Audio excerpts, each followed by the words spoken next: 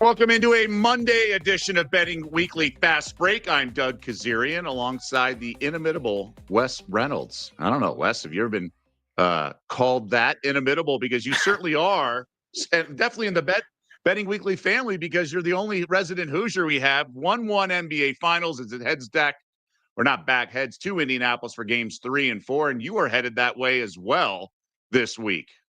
I am. I've been called a lot of things, but the word you described me as, I've never been called. So add that one to the list. But yeah, heading back on Wednesday, 1-1. So you're trying to take as much positive as you can based on that performance last night, where it's like, okay, well, we got 3 of the next 5 at home if you're a Pacer partisan, but a pretty dominant performance that we saw in Game 2 by Oklahoma City last night.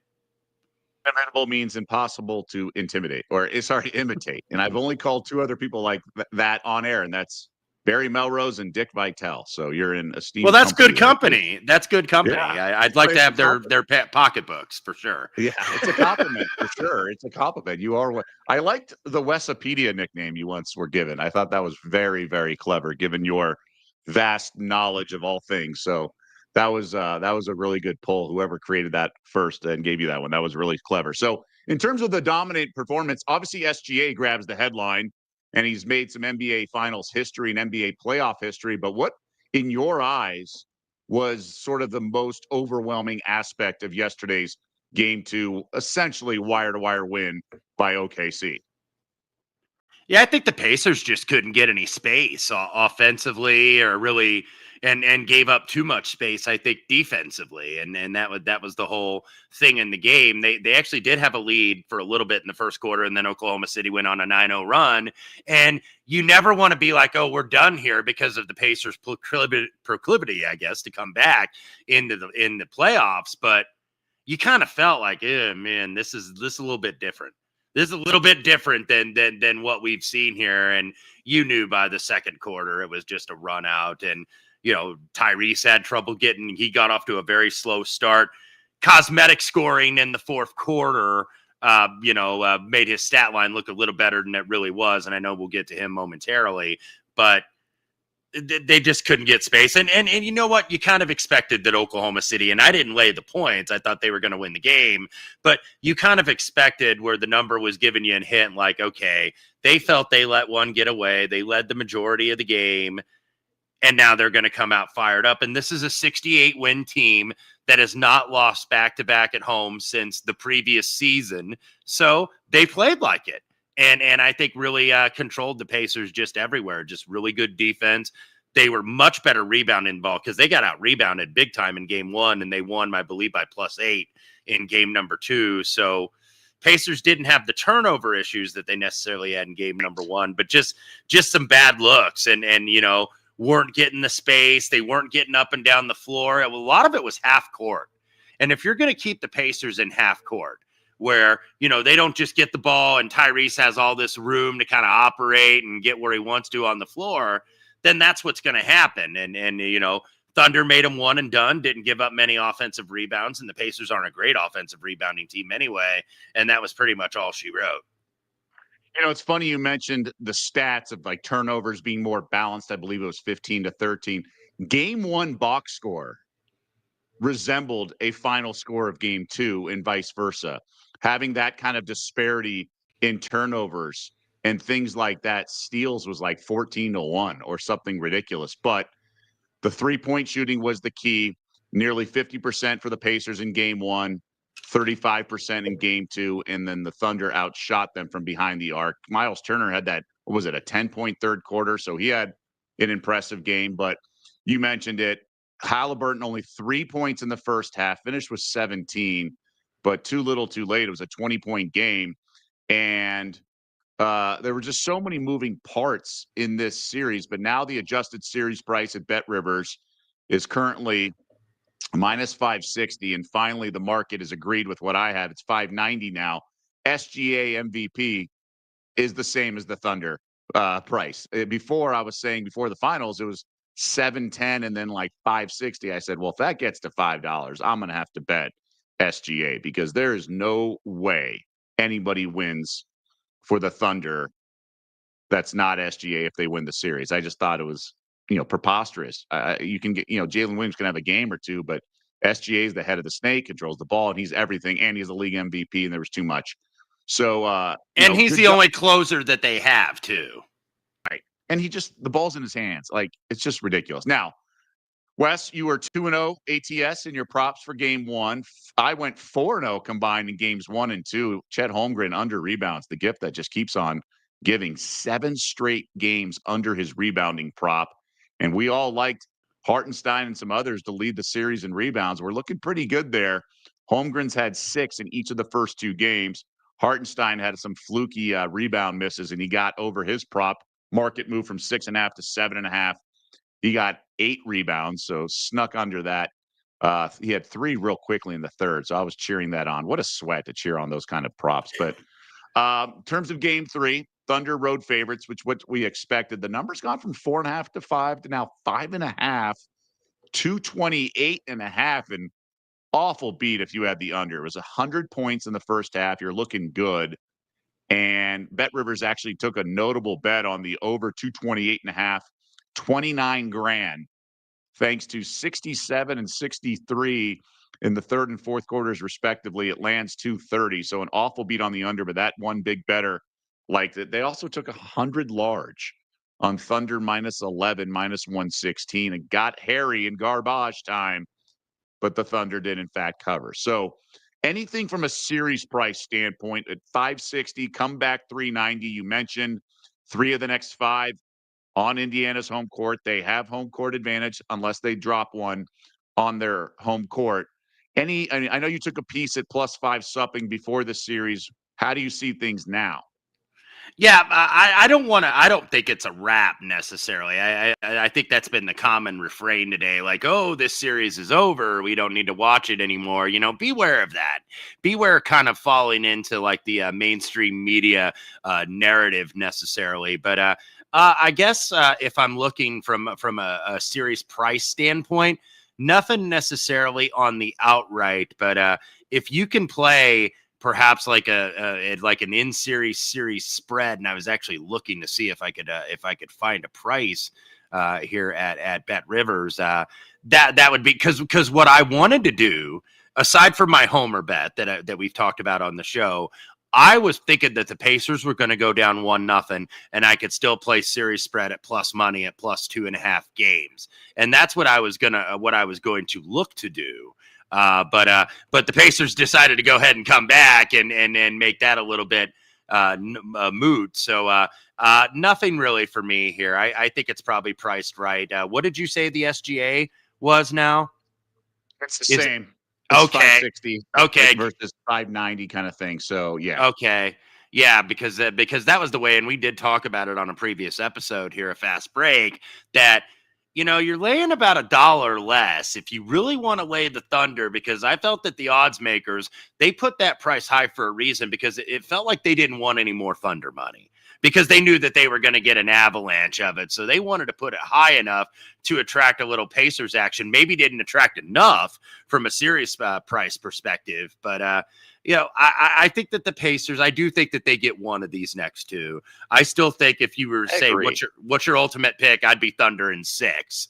Would be my ultimate pick, and that's how I thought it was really going to play out here. So you think they can win on the home court of Indiana to close out the series? I do, and look, and to be fair, they haven't been road warriors necessarily in these playoffs, especially that Denver series. I know Denver has the Joker and the Pacers don't, but that was a Denver team that wasn't very deep, that still were just off firing their head coach that they won a championship with a couple years ago. And the Thunder had struggles on the road. So that's why I don't think that this is necessarily a wrap where it's like, okay, they won last night. We've seen what we need to see. Now they're going to run it out and win 3 in a row and win this thing in 5. I don't think so necessarily. They got to show me a little bit on the road, and especially when the game gets a little bit tight. And that's a point I've been making throughout with this series. It's like, you've got the MVP, and look, the MVP may just be enough, but he's the only closer, I think, on this team. I don't think they trust these other guys. Like when the game is real tight, when it's 1 or 2 possessions at the end, and it's kind of like, cutting time, and it gets tight. they're going to rely on SGA. Like, I don't think they trust Jalen Williams yet, like to win the games on the line. Whereas the Pacers, I feel like have 4 or 5 different options where they're kind of interchangeable, where, you know what, it doesn't have to be Tyrese taking the shot. Of course, who else would you want based on what you've seen in these playoffs? But Siakam can take that shot. Neesmith can take that shot. Nembhard can take that shot. Like, I think Rick Carlisle has trust in more guys than maybe Daniel has with Oklahoma City. All right, so let's talk the current series prices. You can get OKC minus 1.5, minus 157. That means they have to win in 6 or less. Any interest there? I know you're a Pacers homer. I do like that bet, actually. I think the series comes back 2-2, but I wouldn't be stunned if it doesn't. So I'm inclined to lay the 1.5 minus 157. I think that should be more like $2. I wouldn't disagree with that. That's why I was saying, hey, I wanted the 2.5 to be on the safe side at plus money after game one, which unfortunately didn't come from a betting perspective. But I mean, you're probably going to have to lay. Does it have? Do we have a 2.5 option? Right, it's minus 278. Okay. Yeah. That's probably a little bit rich for me, but I think that'd be the more like conservative way to play this if you want to back the Pacers, or maybe just, eliminate all that and then just go back them for the game at plus 5.5. Which look, this could get to 6 perhaps too if the sentiment gets there. But I think that eventually you're going to get buyback as you get closer to game night. By buyback, you mean sharp money that drives the market. So I would agree with that. I would agree that I think the sharps will strike price will be 6. If you just want the Thunder to win one more game at any point in the series, or sorry, Indiana, over 5.5 games is minus 225. And just a reminder, tons of other shows on the Bet Rivers Network.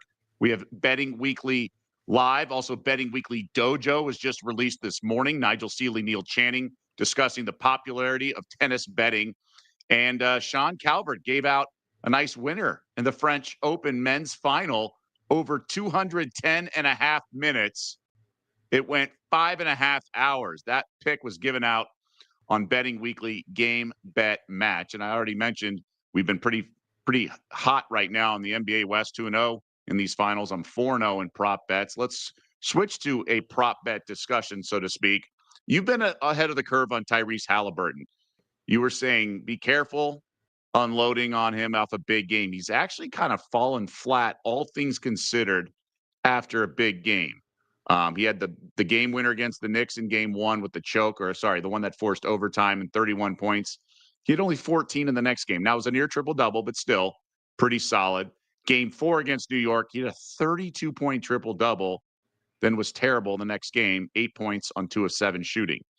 So with Halliburton here, and you see it on the graphic, is over under 17.5. He's gone under 17 in both games 1 and 2. It's minus 125 at Bet Rivers on the under. How do you think he'll respond after just 3 points in the first half and they were down nearly 20? I would think that he would respond better. We've kind of seen that a little bit throughout the playoffs too. When he has, remember the game 5 back in New York, where he was kind of like, nodding like, okay, because he had not had a very good game in that game, game 5 in the Garden, where I believe he had 8 points and 6 assists, and he was kind of like, okay, and on social media he was getting flack like he doesn't even look like he's bothered. And then the next game out in the closeout game, 21 points and 13 assists. So I would expect that he is going to rebound, but I think you could play a little bit of the other side of this matchup. And who is primarily guarding Tyrese Halliburton? It's Lou Dort, and Lou Dort, he hit the 5 threes in game number 1. And then you looked in game number 2, he only took 3 shots and had 3 points. Lou Dort is out there to guard Tyrese Halliburton. They don't feel like if he hits a couple shots for you, okay, but they don't feel like they need Lou Dort, I think, offensively. He is out there primarily to be an irritant and to be a pain in the ass, basically, to Tyrese Halliburton, which he certainly succeeded in game number 2. So, like, Lou Dort under points, rebounds, assists at about 13.5, I think makes a lot of sense here. I think you're going to continue to see him be just a defensive specialist and not really be looking for his offense and focus on guarding Tyrese. So that's the way I would play a Halliburton matchup, is to play against the other guy, because I think he's going to be so, gassed out maybe, or use all his energy, I should say, to play defense on a Tyrese who I think is going to be better in game number 3 than he was on Sunday. Well, if that's the reason, because that was also the focus in game 1, then why did Dort have such a good game offensively in game 1 and not game 2? Yeah, I just think a lot of it was just, and I think a lot of that was just the Pacers, maybe the unfamiliarity, because, it took a while. It took a while to kind of determine what they wanted to do offensively and what they could do, where they could be quick and decisive with their shooting. But I just think game 1 was probably a little bit of an outlier for Lou Dort here. He happened to hit the open threes. It's just like Obi Toppin happened to hit the open threes in game number 1, and then Obi was kind of a non-factor in game 2. You just get that, I think, a lot of times, Doug. Okay. Yeah, you get that a lot of times. That's the thing with both of their offenses. They really just move the ball so well, and they have so many guys they trust. Like, obviously, they run the offense through Halliburton and SGA respectively, but they do just find the open man. If Obi Toppin's open, if Dort's open in the short corner 3, they're shooting. Yesterday was Caruso. So it is kind of tough to bet some of these props, because you just don't know in what defensive rotations guys are going to be open. Really, SGA is the only reliable sort of output you can kind of bank on. Yeah, no question about it. And especially when you get late in games, like I was saying, if this is a 1 or 2 possession game, it is going to be all him, which, can he win you a game late? Certainly he can, but that makes them a lot easier to defend. I think the Thunder, because I think the Pacers know that they don't trust necessarily, okay, we're going to trust Chet to take the game-winning shot when we need a bucket late. I don't think that they do. I think they trust SGA, and that's it.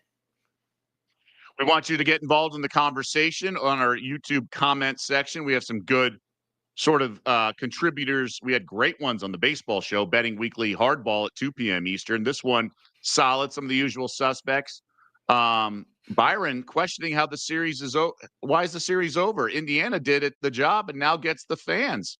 I agree. I think this is a long series. I do think it goes 6, but I just personally think the Thunder can execute and are the better team. Ryan Huffman saying McConnell over 12.5 PRA at home. I'll tell you what, McConnell's been an absolute cash cow on over 5.5 rebounds plus assists. Yes, points have gotten there, especially in game 1, but the rebounds plus assists, the ball finds energy.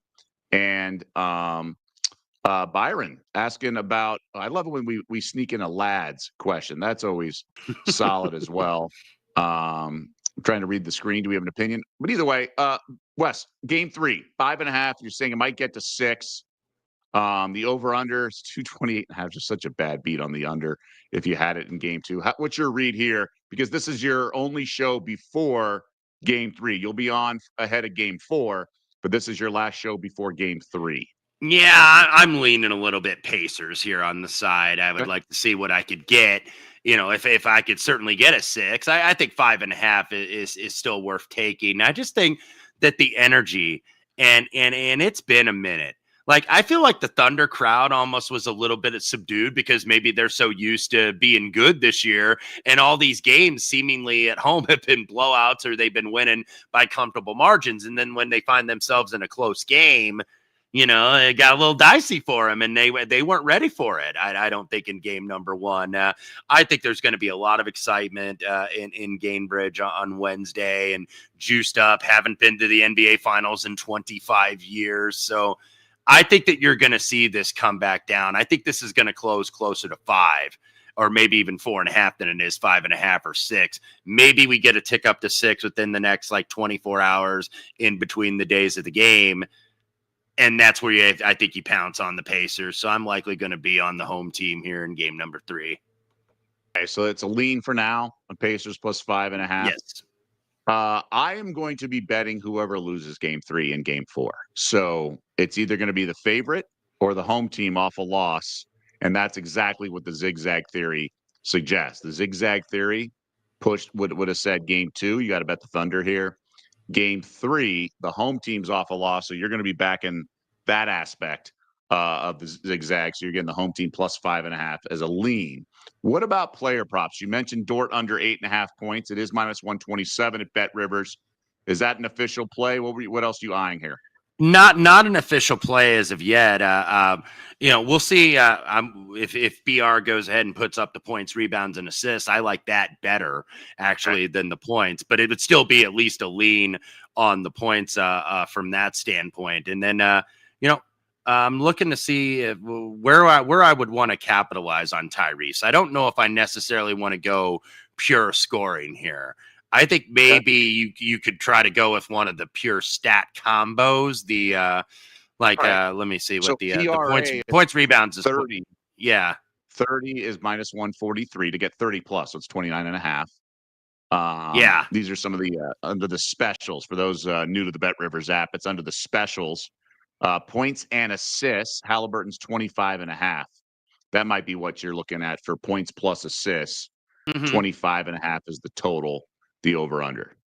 Yeah, because I think even if Tyrese doesn't score as much as he normally was for his average, and I don't look at him as a big time scorer anyway, like you would with SGA.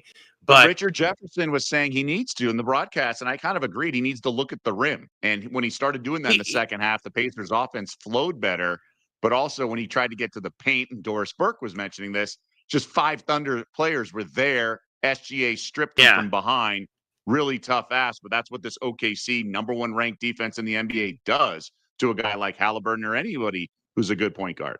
Well, he is going to have to look for score. I don't disagree with that, but you're going to be looking at, I think, scoring games in the mid to high teens. You're not going to get, I don't know if you're going to get those 30-point games or those high 20-point games, but the assists, when they collapse on him, he has a knack for finding people. Like, he can get into traffic and where it's like, oh my God, he's in trouble. And he just finds his way out of it. And, the Pacers have shooters all over the place that can make those shots. Nesmith.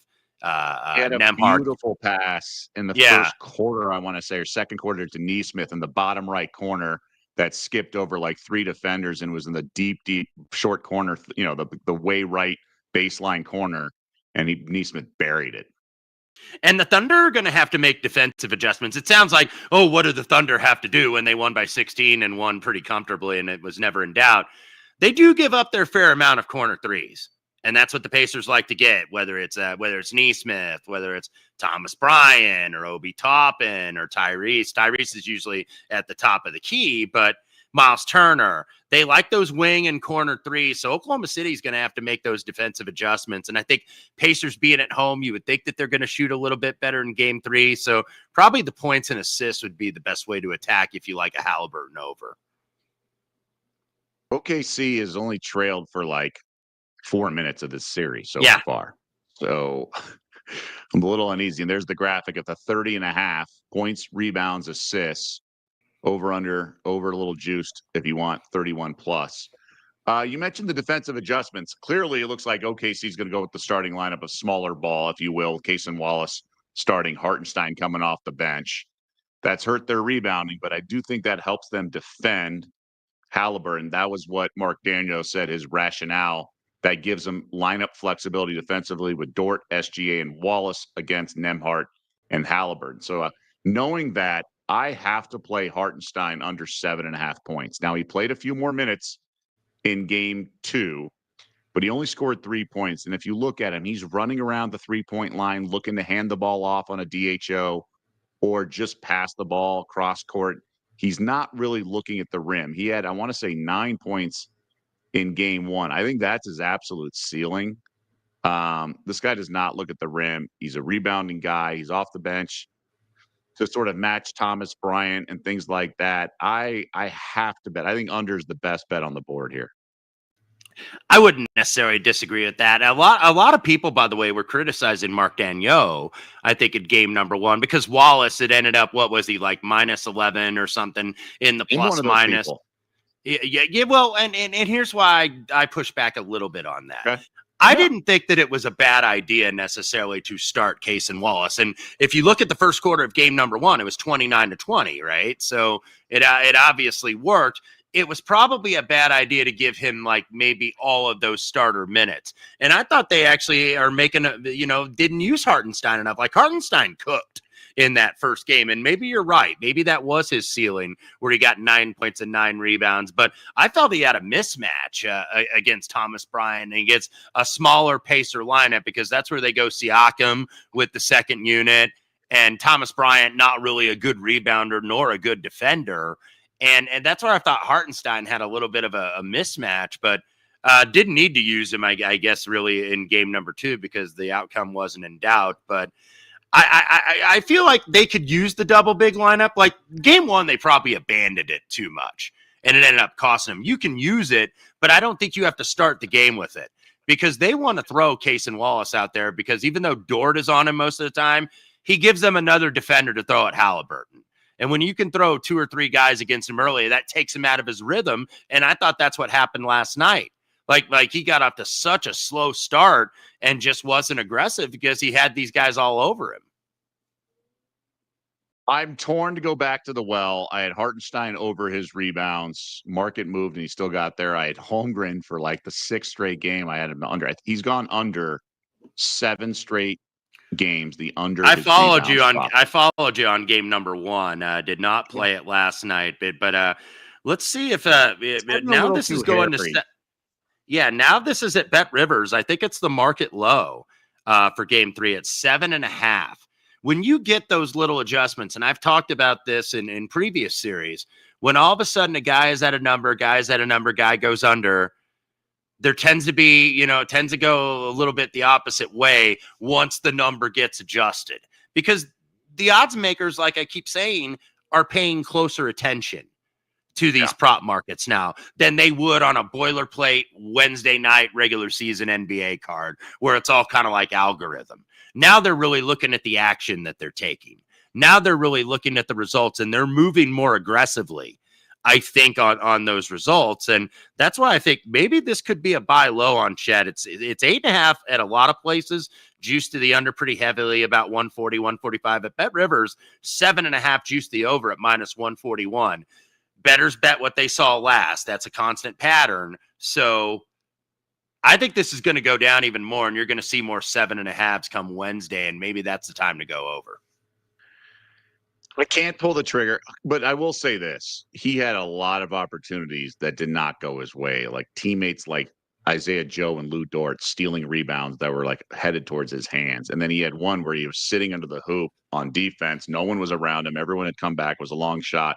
The ball hit the heel of the rim and went straight up and actually over the backboard and hit the shot clock. So it was a dead ball side out of bounds, where that was just a rebound waiting to fall in his lap. So I think I'm going to walk away from the blackjack table. I've won, 6 or 7 straight on him. And I do think, and I got to look at the advanced analytics about rebounding opportunities. In game 1, Hartenstein had 11 and he got 9 rebounds. He was lucky to get to 8. And I had over 6.5 here on the show. Market moved to 7.5, and it was lucky. He had a couple free throw misses, I think, that fell in his arms or by his waist. I just think I don't trust that he's going to play a lot. So I really like the under of his points. I just don't think he's looking at the basket. I think the Pacers will be more active on defense. They're going to have more bounce in their step. Obviously, they didn't have the same desperation that the Thunder did in game 2 off the win. So I actually think Pacers are going to out rebound. I just think it's going to be tougher for OKC. Where do you stand on this total? I feel like the adjustments went the wrong direction. I would say under. I would too, because especially if I think this is going to be a more competitive game, like game number 1 ended up being. It was kind of fluky last night. The fact that it went over, I'm kicking myself for not playing the second half over. In terms of man, I liked under. I bet under second half. I just thought the Pacers were done. Yeah, because it's such a blowout. That's why you think, okay, this is an 18-point game, so you're going to see the subs in early. So you're going to see the James Johnsons and and those guys, the guys that are the 10th, 11th guy on this roster, and that's where you think the scoring might die. But it never did. 67 in the third, 63 in the fourth, and Carlisle kept the starters in until about, what was it, the 4-minute mark or 3.5, that all of a sudden you saw the Johnny Furphys and the James Johnsons check in, and where it's kind of like he waved the white flag, because there were people in local radio in Indianapolis like, why, when you cut it to 15, did you do that? I think he kind of knew, coaches are going to know their teams. And it's like, okay, we're not gonna win this game. This is a good foul shooting team, even if we get into a foul game. But yeah, I think the number is probably right on the total. I would be leaning to the under. I think don't maybe be deceived by a disparate result that we saw in that fourth quarter for game number 2. Okay, so you're going to be traveling back there, maybe going to one of the games. We're going to be talking to you from Indianapolis later in the week. I'm excited for that. We'll have boots on the ground at the NBA And Finals. correspondent, yes. Yeah, exactly. Got the World News Tonight sound Dun, effects dun, in there. dun. Let's pivot to the WNBA. We have one game tonight and then 2 tomorrow. We can break down here. Again, your next show's not till later in the week. Valkyries, an emphatic win. Natalie Nakase, a former assistant of the Aces, sticks it to her former team. They blow out Vegas, and now they're on the road. Classic flat spot. The market's adjusted here and steamed up from like 5.5-ish to 7. Over under 163. What do you make of this steam with the Sparks laying a touchdown here? I think it's probably right. I missed it. I missed it in the overnight. So 7 probably is where the number should be. I do want to play the Sparks here in some kind of way, because I do think that, the Valkyries, this was the big deal. It was not only Nakasi, but Kate Martin, of course, the former Aces player that did get unprotected in the draft, and how good she was on Saturdays. 12 points, 5 of 11 off the bench. So, and had Becky Hammond searching for answers, because Becky Hammond looked pretty damn confused after the game, because, the Aces will lose games, but you don't see them get beat like that necessarily. They got dominated on Saturday afternoon, 95-68. And I think that was the Valkyries kind of playing their best game. So you could only anticipate regression here, because they shot 48% from the field, out-rebounded them, outplayed them pretty much every statistical category. So when I'm looking to play the Sparks rather here, I'd probably be looking a little bit toward the prop market. And the one I'm going to look to actually is Rickea Jackson, who did, by the way, just return. She was out with a concussion. She did return last game against Dallas, only played 26 minutes, but I believe did have 10 points on Friday night. And that game was a little bit of a blowout, even though she was on a minutes restriction. Like, you look at the other starters, like Plum only played 28, Derek Hamby only played 24. So it maybe wasn't the minutes restriction that I thought, which is why I look to go over here at 11.5. In the first game against the Valkyries, 14.5 was the line. She stayed under by a basket because she went 5 of 15 from the field. Now she's at 11.5. She had the concussion, missed a couple games, had a limits of restriction against the Dream, and then against Dallas on Friday night, they didn't really extend her because they had that game in doubt, because the Sparks blew out Dallas, ended up winning, I think, by 14. But that was cosmetic. They were up like 25 at one point in that fourth quarter, and they didn't put her back in the game. Lynn Roberts did not. So maybe some defensive regression here. I think it's a good buy low spot for Rickea Jackson, even with, the Valkyries solid at the rim, but against like spot up or in transition, not the best. So this is where I think Rickea goes over 11.5. I can see it, and I can see I understand the enticement of the Sparks side on the spread. I just can't get there. I don't know if they're good enough defensively. Now, the Valkyries, it's a classic flat spot. I get it. It was their game of the year in so many ways, but they've been improving and they're well coached. And I think the personnel they have are decent, solid players. They have no star power. And some of these players are, playing above their weight, if you will. But I think that's what a well-coached and smart team, their entire roster, their former coaches, things like that, would classify them as smart players. So I just think there's a lot of slip screens and some interesting sets that Nakase has implemented with this team. Now, the Sparks are analytically driven too. They're going to shoot the ball a bunch, and like Kelsey Plum can get hot, but I think she's a little overrated as well from her shooting. She's had some duds of some games. The market's priced me out. I can't take 7 or lay 7. I think maybe there's a first quarter flat spot for the Valkyries or something like that, but ultimately, maybe I'm emotionally scarred from the Sparks burning me against the Mercury a couple weeks ago when they were up 18 or so and then lost the game outright in the second half. So I'm going to pass on tonight's game, as tempting as it is. But I'm looking at tomorrow's games too. Caitlin Clark still not back for the Fever. They got the big win over the weekend, though. Fever visiting the Dream. Atlanta now 4.5-point home favorite. This Atlanta team just got Jordan Canada, their point guard, who hurt her knee in the preseason. Many feared it was gone for the season, but then she didn't have a good game. But it's good to see her healthy and back. This line feels a little high, but it probably feels high for a reason. Yeah, I would agree with that. I'm going to stay out of it. No Caitlin Clark has been announced tomorrow. It is expected Stephanie White will be back. It was Austin Kelly, the interim coach, that got them that big win over the Sky. Don't know if Sophie Cunningham is going to play. She was out with that. She's had that bum ankle pretty much most of the season. Canada did return on Friday, didn't score, only played 17 minutes, 0 of 7 from the floor. So does it take her another game to kind of get back in the flow of it? So there's a lot of different variables here. They've split the season series so far. This is we're still, by the way, in the Commissioner's Cup games over the next week or week and a half or so. So this is where you get some kind of like funky end games like you don't get in other WNBA regular season games, where you're getting a lot of fouling at the end, because margin of victory is a tiebreaker.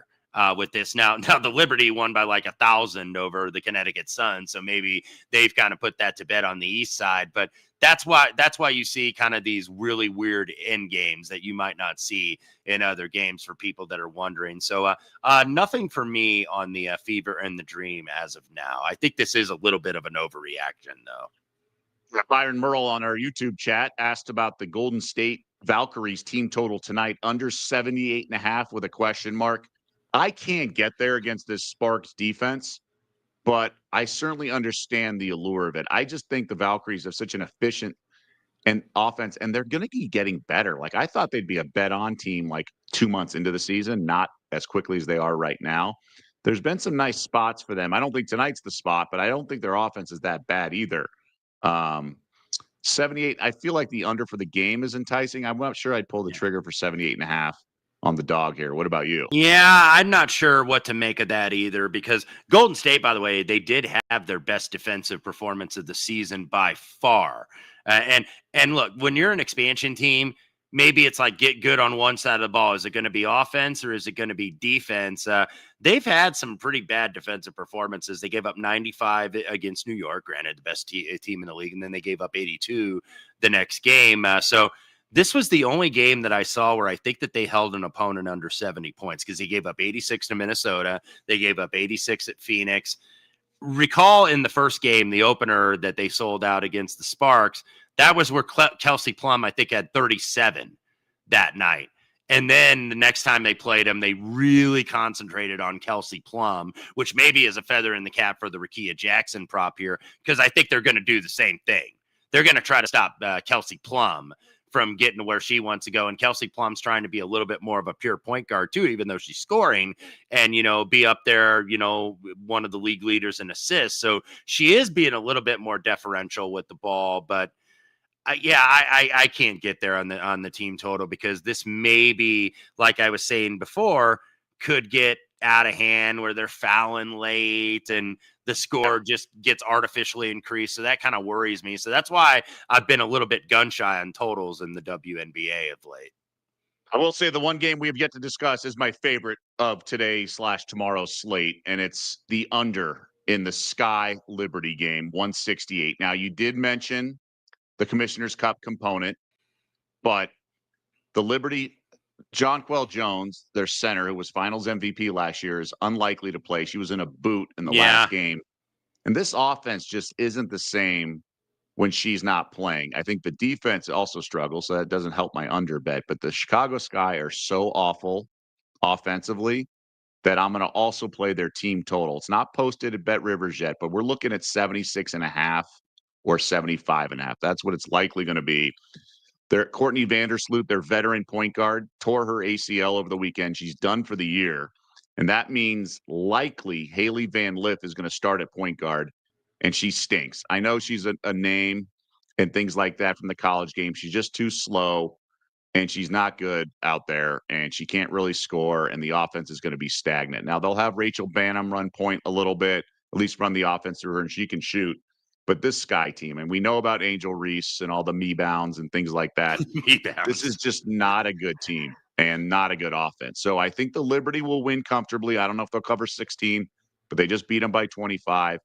This has like a 65-85 sort of final in my. I think this goes way under. So I like the under in the game, and I like the Sky team total under. I'm going to go one full unit on both. So usually I do a half point. Let's do 0.75 units on each. Let's do that. How about that? Because they're both correlated. They're both basically, connected. So I think this is a good opportunity with Jonquel Jones out, figures to be, and then Vandersloot out. Obviously the market understands and knows the news, the injuries, but they don't necessarily know the value of them. And I think that's where we have an opportunity and an edge here. Yeah, and I think the Liberty, like you were saying with Jonquel Jones, they're not going to, I think with such a big disparate spread here, they're not going to risk her. I think they're going to want to see if she can get better for the going back to Indiana on Saturday on the 14th to play the Fever. And that's the 4th of 5 Commissioner Cup games. Both these teams are 2-0 on the East side right now in the Commissioner's Cup, but the Liberty have the margin of victory because of that, where they won by like 1,000 over the Connecticut Sun a couple weeks ago. So they're plus 56, Fever plus 36. So they're going to want all hands on deck, I think, for that road game and that return trip to Indiana, where they could have easily lost that game. That was very much a coin flip game, and they ended up winning by 2 back on May 24th. So I could see this being low scoring. I could see maybe Sandy Brondello going to the bench a little bit if the game has a comfortable enough margin where, you take Stewie out, you take Sabrina Ionescu out, you take Tasha Cloud out, and then go with some of the reserves, knowing that they have the game in hand. So I don't disagree the with you. point differential when they just won by 48 over the Sun. Well, They kind of have it in the bag. that's the tiebreaker. See, that's the thing. Like, Right. let's say they win this and they have a big margin, and then they lose to the Fever. If the Fever beat the Dream tomorrow, then all of a sudden the Fever are in the catbird seat in the East in terms of that Commissioner's Cup, because it's the top from the East against the top from the West. I think it was New York and Minnesota last year, which ended up also being your WNBA finals. So the margin of victory matters, but the wins matter more. So, I could see them taking it easy here. And it's like, okay, this is the game we have to win. We have to win this game at Indiana on Saturday, and that's what we're going to be more focused on. I mean, they're super deep, they being the Fever, so they can put up points, but it's a lot when the Sky don't score much at all. So I think the Liberty will get their points. I just don't think it's going to be 100. It might be 85, 90, and then the Sky could get blown out. So I'm on the under in that game. And just a reminder, a lot of good information in the newsletter. It's like 30-something pages. You have links to these shows on the Bet Rivers Network. You also have odds from Bet Rivers and a lot of breakdowns of soccer, tennis. We just had the French Open. There's always tennis going on. The tennis shows breaking down tennis and offering some really good value. So go sign up for free at bettingweeklystudios.com. And we will continue all week on Betting Weekly Fast Break. Wes is back on the show, I believe, Friday ahead of Game 4 in Indianapolis. We'll have boots on the ground there. But just a reminder, we are every weekday, noon Pacific, 3 p.m. Eastern, and also Betting Weekly Hardball, 2 p.m. Eastern, 11 a.m. Pacific. Wes, we appreciate your efforts to join us from Indiana. You're going back to your home state and where you used to work for the Pacers front office. So I'm excited for you to get back out there. And it's obviously an exciting time for the Pacers right now to be in the finals and have a legit shot to win this thing. Yeah, it'll be good to be back, and hopefully, can at least get one of the two back in Indianapolis. Because exciting thing for the city, the town's excited for it, first time in 25 years. So it's going to be a scene on Wednesday night for sure. All right, good stuff as always. We appreciate your insight. I know our audience does as well. Safe travels, and we'll connect with you later in the week. And for Wes Reynolds and everyone else behind the scenes that does all the heavy lifting with the graphics, producing, research, and everything in between, I'm Doug Kezirian, and we'll see you back here tomorrow.